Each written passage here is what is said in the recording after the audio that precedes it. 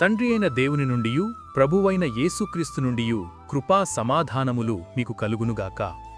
ఈరోజు దేవుడు తన పరిశుద్ధ గ్రంథములో నుండి మనకు అనుగ్రహించిన నేటి దేవుని వాగ్దానము హగ్గయి గ్రంథము 2వ అధ్యాయము 4వ వచనం.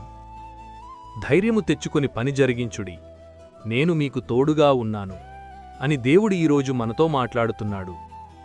నా ప్రియ క్రైస్తవ సహోదరీ సహోదరులారా, కష్టపడి ప్రయాసపడి మందిరాన్ని నిర్మించినను అది సొలొమోను మందిరము వలె నిర్మించలేము అనే నిరుత్సాహానికి యూదులు గురయి పనిని విస్మరించారు. అందుకు ప్రతిగా దేవుడు హగ్గయి ద్వారా వారిని ధైర్యపరచుటకు ఈ మాట పలకడం జరిగింది. దేవుడు మనకు తోడయ్యుంటే గొల్యాతను సమస్యలను జయించెదము, అంతకంతకూ వర్ధిల్లెదము, మనము స్థిరపరచబడెదము, ఘనమైన పేరు కలుగును, జయము పొందెదము, శత్రువుల నుండి రక్షించబడెదము. నా ప్రియ క్రైస్తవ సహోదరీ సహోదరులారా, నిరాశ అనేది నీ జీవితమును పాడుచేయును, నిన్ను బాధిస్తూ ఒంటరిగా జీవించేటట్టు చేసి నిన్ను నీవే నిందించుకునేటట్లుగా చేయును.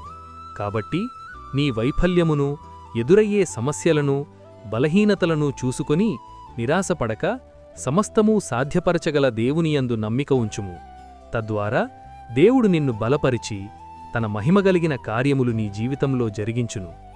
అట్టి కృప దేవుడు మనందరికీ అనుగ్రహించి ఇట్టి నేటి దేవుని వాగ్దానం మీ అందరి జీవితాల్లో నెరవేరబడునుగాక. ఆమేన్. ప్రార్థన.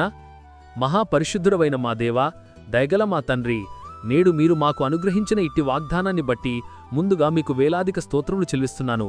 గడిచిన ఉదయకాలం మొదలుకొని నేటి ఈ ఉదయకాలము వరకు నీ కృపలో మమ్మును ఇంతవరకు కాచి కాపాడినందుకై, మమ్మును ఇంతవరకు సజీవుల లెక్కలో ఉంచినందుకై వేలాది స్తోత్రములు చెల్లిస్తున్నాను.